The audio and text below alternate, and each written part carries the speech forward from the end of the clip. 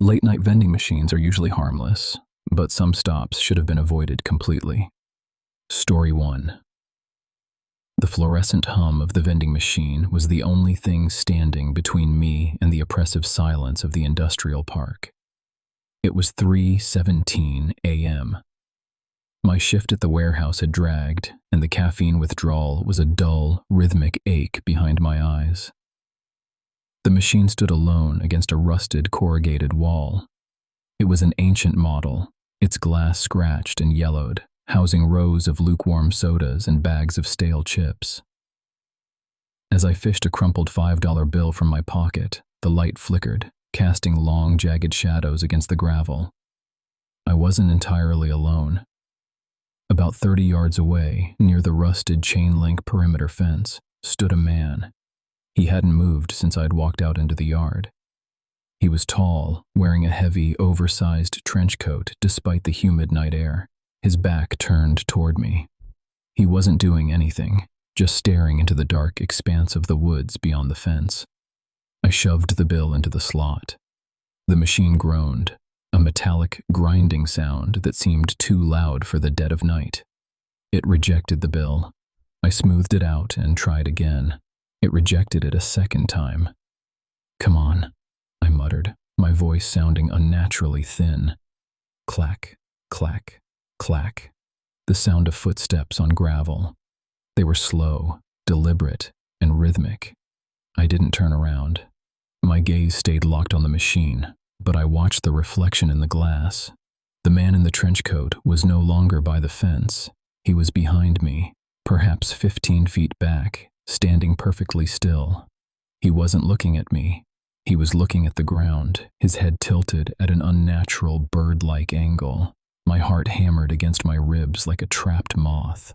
I jammed the bill into the machine with trembling fingers. It finally whirred to life. I pressed the button for a black coffee can, needing the burn of the heat. The coil turned, snagged the item, and then stopped. The can hung precariously on the edge of the metal shelf. "Just fall," I whispered, my palms sweating.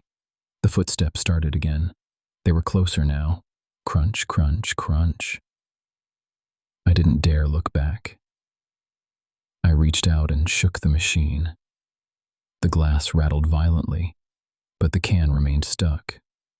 In the reflection, the man was now 10 feet away. He had stopped moving again.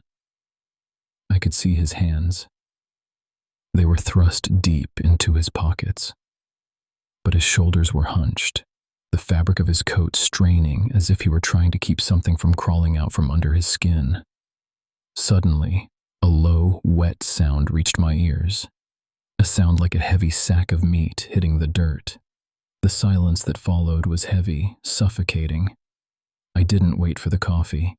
I bolted, sprinting toward the warehouse door, the heavy metal slamming shut behind me. I scrambled to lock it, breathing hard, my back pressed against the corrugated steel. Outside, the vending machine flickered one last time and died. Everything went black, but in that final second of light, I saw the man. He wasn't standing anymore. He was pressed against the glass of the vending machine, his face smeared flat against the pane, watching me through the empty rows of snacks. Story 2. The humming of the vending machine was the only sound in the subterranean terminal of the 4th Street station. It was a low, vibrating thrum that seemed to harmonize with the flickering fluorescent tubes overhead, casting rhythmic shadows that danced across the grime-streaked tiles. I stood before the machine, a relic of brushed steel and cracked plexiglass. It was 3:17 a.m. My throat was parched from a long shift, a dryness that felt like sandpaper against my tongue. I slid a crumpled $5 bill into the slot. It spat it back.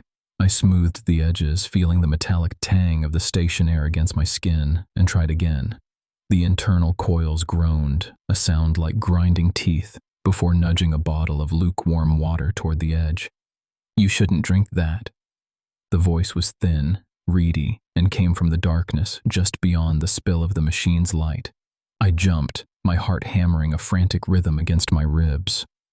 A man was sitting on a rusted bench 10 feet away. He was wrapped in a heavy, grease-stained overcoat, his face obscured by the shadow of a low-slung cap. "What?" I asked, my voice cracking slightly. "The machine," he said, gesturing with a hand that looked unnervingly long. "It hasn't been stocked since the 90s. The expiration dates were wiped off years ago." I looked at the bottle in the delivery bin. The label was indeed yellowed, the plastic brittle. I didn't reach for it. Fear, cold and sharp, trickled down my spine. The station felt suddenly larger, the silence heavier, pressed tight by the weight of the miles of earth above us. "I'm just heading out," I muttered, turning toward the stairs. "You can't," the man said. His tone wasn't threatening. It was conversational, the way one might explain a train schedule. "The gates upstairs don't retract until 5. They never do on Tuesdays." I bolted for the stairs. I rounded the corner, my boots clattering on the concrete, and stopped dead.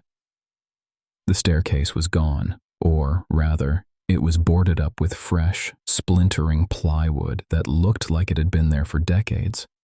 The air smelled of wet rot and ozone. I spun around, panic rising like bile. I ran back toward the platform, but the vending machine was still there, its light now dimmer, pulsing like a dying star. The man was gone, but his coat was folded neatly on the bench. I looked at the machine again. The selection buttons were no longer labels, they were names. My name was etched into the plastic over the slot for the water.